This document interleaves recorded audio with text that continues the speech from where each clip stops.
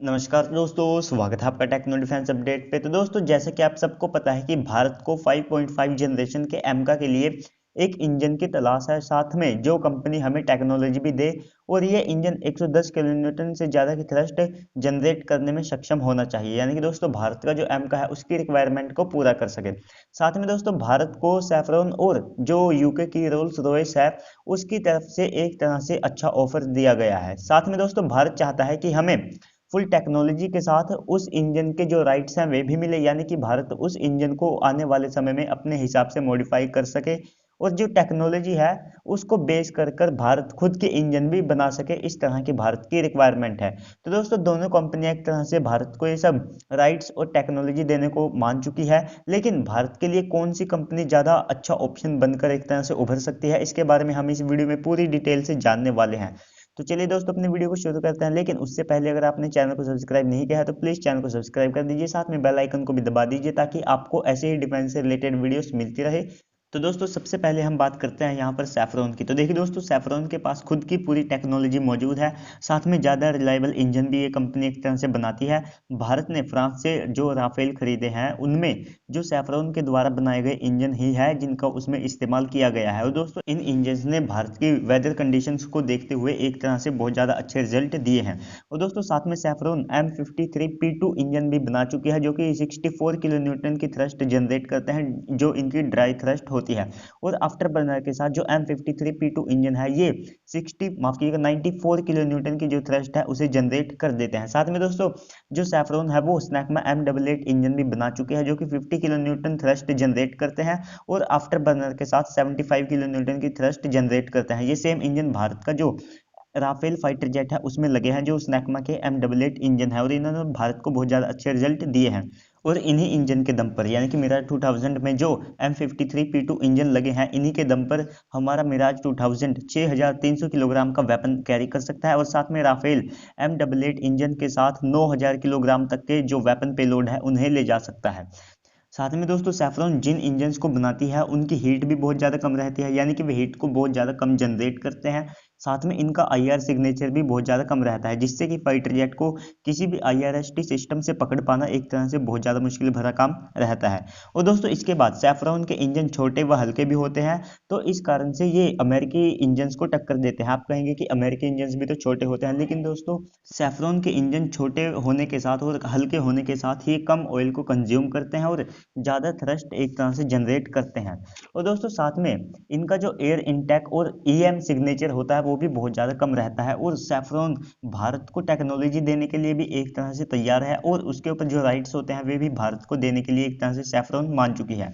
और दोस्तों, सैफरॉन के बाद अगर आप बात करें रोल्स रॉयस की, तो इसके पास एक तरह से थोड़ा कम पैसा है और साथ में इसकी जो इंजन के साथ हम जो इंजन बनाएंगे इस कंपनी के साथ, उसमें कॉस्ट भी बहुत ज़्यादा एक तरह से लगने वाली है, ऐसा कुछ स्टडी में पाया गया है। साथ में इंडियन कंपनी और सैफरॉन के बीच एक तरह से मतभेद भी हो चुके हैं इनकी बहुत ज़्यादा कॉस्ट को एक तरह से लेकर, क्योंकि दोस्तों, सैफरॉन हद से ज़्यादा एक तरह से इंजन को रिवाइव करने के लिए बहुत ज़्यादा पैसा मांग रही थी, जो भारत का कावेरी इंजन है। जबकि दोस्तों, जैसे ही उस केस को एक तरह से सोल्व किया गया तो उसके अनुसार पता चला कि जो सैफरॉन है वो बहुत ज़्यादा एक तरह से इस इंजन के लिए पैसा मांग रही है। और जबकि दोस्तों, भारत 110 से 120 एमका को एक तरह से खरीदने वाला है जो कि ट्विन इंजन फाइटर जेट होगा। तो इस हिसाब से भारत 200 से ज़्यादा इंजन एक तरह से लेने वाला है। और दोस्तों, ऐसा नहीं है कि भारत के पास एक बार टेक्नोलॉजी आ गई तो भारत खुद से ही एकदम से इन इंजन को बनाने लग जाएगा। इनकी मैन्युफैक्चरिंग में जो स्नैकमा माफ कीजिएगा जो सैफरॉन है उसका भी बहुत बड़ा हिस्सा रहने वाला है। लेकिन दोस्तों, इतने बड़े डील के बाद भी जो सैफरॉन है वो भारत को पूरी टेक्नोलॉजी देने के लिए उस समय नहीं मानी थी और बहुत ज़्यादा एक तरह से कॉस्ट मांग रही थी। और अब भी एक तरह से जितने भी आर्टिकल्स आए हैं उनके हिसाब से जो सैफरॉन के साथ अगर भारत इंजन के लिए जाता है तो वो वाकई में थोड़ा बहुत महंगा पड़ने वाला है। और साथ में दोस्तों, सैफरॉन के पास ज़्यादा पावरफुल इंजन अब तक उसने नहीं बनाए हैं और ना ही उनके पास अभी तक ऐसी कोई टेक्नोलॉजी है। वे भारत के साथ स्टार्टिंग से एक तरह से शुरुआत करेंगे जिसमें वे पावरफुल इंजन को बनाएंगे। और साथ में दोस्तों, अगर आप इसे कंपेयर करते हैं रोल्स रॉयस के साथ, तो एक तरह से ये कंपनी थोड़ी सी पीछे है उससे। तो चलिए दोस्तों, अब हम बात करते हैं जो यूके की रोल्स रॉयस कंपनी है उसके बारे में। तो देखिए दोस्तों, जो सैफरॉन है अगर आप इसे कंपेयर करते हैं रोल्स रॉयस के साथ, तो इसके पास थोड़ा सा कम पैसा है और इसकी जो कमर्शियल फ्लाइट के लिए जो इंजन एक तरह से लिए जाते हैं वे भी रोल्स रॉयस के मुकाबले में बहुत ज़्यादा कम लिए जाते हैं। और जबकि रोल्स रॉयस के पास बहुत ज़्यादा पैसा है, साथ में दोस्तों एक्सपीरियंस भी है। रोल्स रॉयस वर्ल्ड वार 2 के बाद से ही एक तरह से फाइटर जेट के जो इंजन है उन्हें बनाती आ रही है, तो आप अंदाजा लगा सकते हैं कि कितना ज़्यादा एक्सपीरियंस वो गेन कर चुकी होगी। और साथ में दोस्तों इनके जो इंजन होते हैं वे अमेरिकी टेक्नोलॉजी को एक तरह से बेस करके बनाए जाते हैं। आप कहेंगे कि ये तो अमेरिकी टेक्नोलॉजी को एक तरह से कॉपी कर रहे हैं, नहीं दोस्तों, इसमें समझने वाली बात यह है कि ये कम ऑयल को एक तरह से कंज्यूम करते हैं, यानी कि आप सबको पता है कि यूके के इंजन बहुत ज़्यादा ऑयल को कम कंज्यूम करते हैं, लेकिन अमेरिकी इंजन बहुत ज़्यादा थ्रस्ट जनरेट करते हैं। तो इस तरह के इंजन बनाते हैं जो कि ज़्यादा थ्रस्ट को एक तरह से जनरेट करे, ज़्यादा रिलायबल हो और साथ में जो ऑयल है उसे कम से कम कंज्यूम करे। तो आप यहीं से अंदाजा लगा सकते हैं कि ये कंपनी किस तरह का एक्सपीरियंस रखती है। और साथ में दोस्तों रोल्स रॉयस के इंजन वे हल्के भी होते हैं और स्मॉल भी होते हैं, और साथ में दोस्तों इनका जो एयर इनटेक होता है ये उस पर भी अच्छी खासी थ्रस्ट जो है जनरेट कर देते हैं, और दोस्तों कम हीट भी ये जनरेट करते हैं, यानी कि इनके द्वारा बनाए गए फाइटर जेट को भी एक तरह से IRST सिस्टम से जो है ट्रैक कर पाना बहुत ज़्यादा मुश्किल रहता है। और दोस्तों रोल्स रॉयस 6 जनरेशन के टेम्पेस्ट फाइटर जेट के लिए भी एक तरह से काम कर रही है, जिसमें ये 6 जनरेशन के फाइटर जेट के लिए एक इंजन बनाएंगे। तो दोस्तों हो सकता है कि उस समय तक जैसे ही भारत का और जो यूके का प्रोग्राम है वो अंडर डेवलपमेंट होगा, तो ये भारत का जो इंजन बनाएंगे उसमें भी 6 जनरेशन की कुछ टेक्नोलॉजी को एक तरह से ऐड कर दे। और साथ में दोस्तों मुझे नहीं लगता है कि राजा जयसिंह जी के रोल्स रॉयस को आईना दिखाने के बाद ये कंपनी किसी भी तरह से भारत को एक तरह से धोखा देने की कोशिश करे। और दोस्तों EJ-200 जो फाइटर जेट इंजन है वो यूरोफाइटर टाइफून में एक तरह से इस्तेमाल होता है। वो 60 किलो न्यूटन थ्रस्ट जनरेट करता है और 95 किलो न्यूटन थ्रस्ट है वो आफ्टर बर्नर के साथ जनरेट करता है। तो आप यहीं से अंदाजा लगा सकते हैं जो स्नेकमा का M88 इंजन है उससे ये 20 किलो न्यूटन थ्रस्ट है ज़्यादा जनरेट करता है। और साथ में दोस्तों इसके बाद RB199 जो कि 73 किलो न्यूटन की थ्रस्ट जनरेट करता है। ये इस तरह के जो है इंजन का इनका इतिहास रह चुका है कि ये इस तरह के इंजन को बना चुके हैं।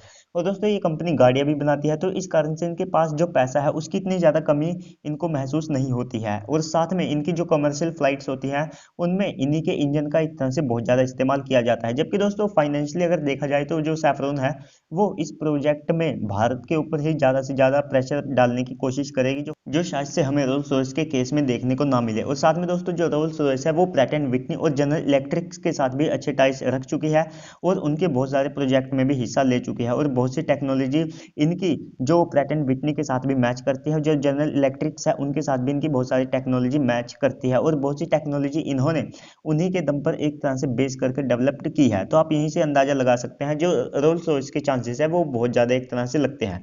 तो दोस्तों जैसा कि आप सबने देखा जो सैफरॉन है वो एक तरह से ज़्यादा रिलायबल इंजन बनाती है, लेकिन थ्रस्ट के मामले में वे अगर आप उन्हें कंपेयर करते हैं Pratt and Whitney, general electrics और साथ में रोल्स रॉयस के साथ, तो ये पीछे पड़ जाते हैं। और साथ में इनके इंजन ज़्यादा कॉस्टली प्रोग्राम ये भारत के लिए पड़ेगा, और सैफरॉन के साथ इंजन बनाने में भी भारत को टाइम लग सकता है। जबकि दोस्तों रोल्स रॉयस ने साफ किया है कि वे भारत को 7 साल में एक तरह से इंजन की पूरी टेक्नोलॉजी दे देंगे।